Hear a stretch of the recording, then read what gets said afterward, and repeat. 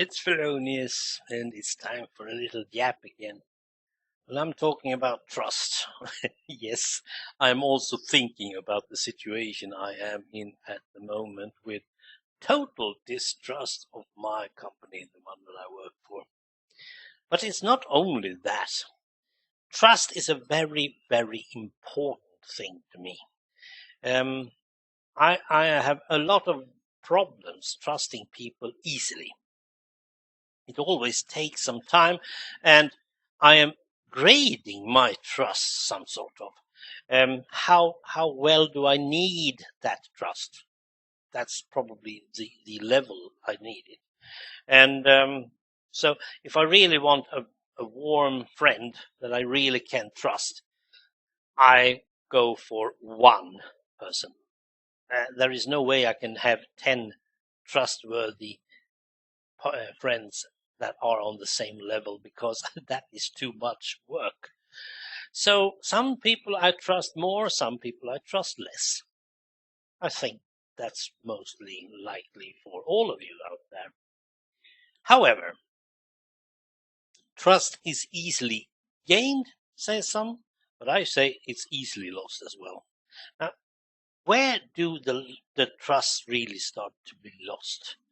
I think trust is easier to lose than to win. If you just had one or two words disrupt your trust, like they are saying one thing and they are acting in another way, and you notice it, that totally chops down your trust. Totally. That's what happened to me with my firm. But that's also something that happens to me with my friends and many of even my brothers. My big brother, I could never trust him on doing good things. But on the other hand, I can always trust him to do bad things, like hitting me for no reason at all, throwing tools at me because I wasn't to the right when I thought I should be to the left. He was a bit stupid. I've said that before. And he was so obsessed with the fact that he was older than me and he had some sort of power over me because of age.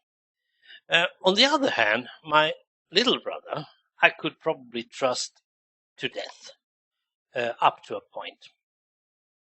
And suddenly, when he became untrustworthy, it was mainly because of his sickness.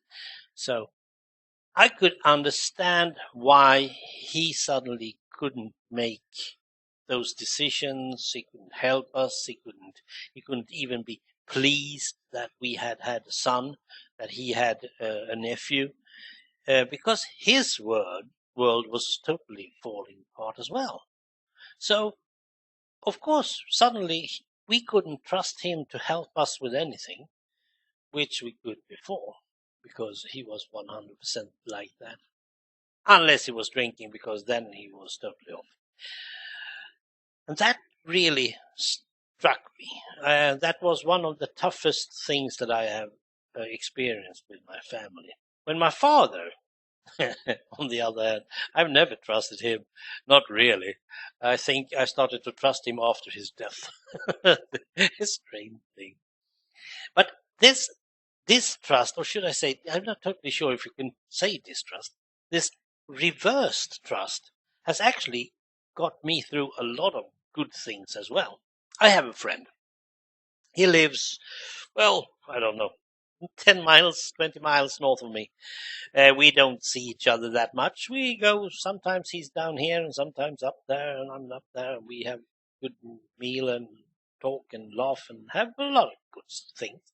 And we do occasionally phone each other. Now and then, often it's Killjoy who's phoning me. And this guy I have learned to, I think I met him 1999. So we have been friends for 16 years. Okay. But he has a couple of problems. Or should I say, he hasn't got problems. All others has his problems with him.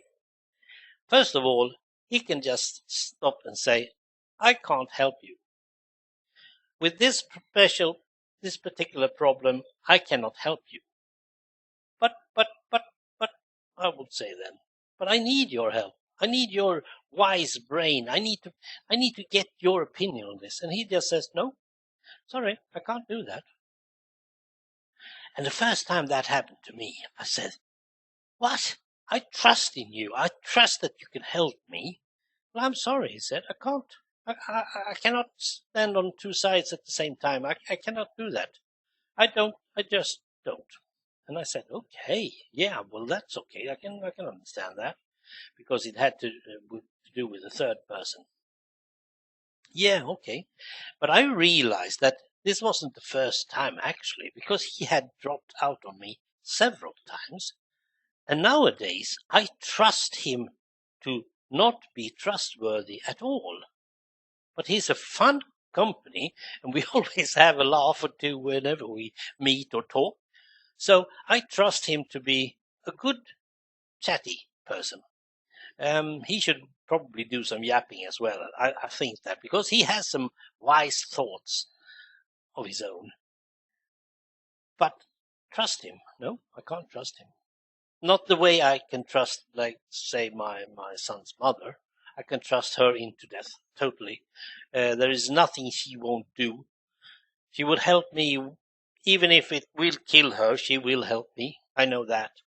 And she will never have to do that, of course. But with Killjoy, no, can't do that. And he's not the only one. Over the years since I met Killjoy, I have met several others has done the same thing. And I said to myself, well, I can trust him not to trust him. That's fun. And I feel like that's a good trust as well. Because you don't ask those people to help you with anything, because you know that they won't be there for you. There's no way you can do that. You can help them for other stuff, and perhaps you can help them, yes, but they will not help you. Trust is some sort of reversible thing as well. Okay, gaining trust, well, it's pretty easy. Regaining trust, that's more or less possible, at least in my book.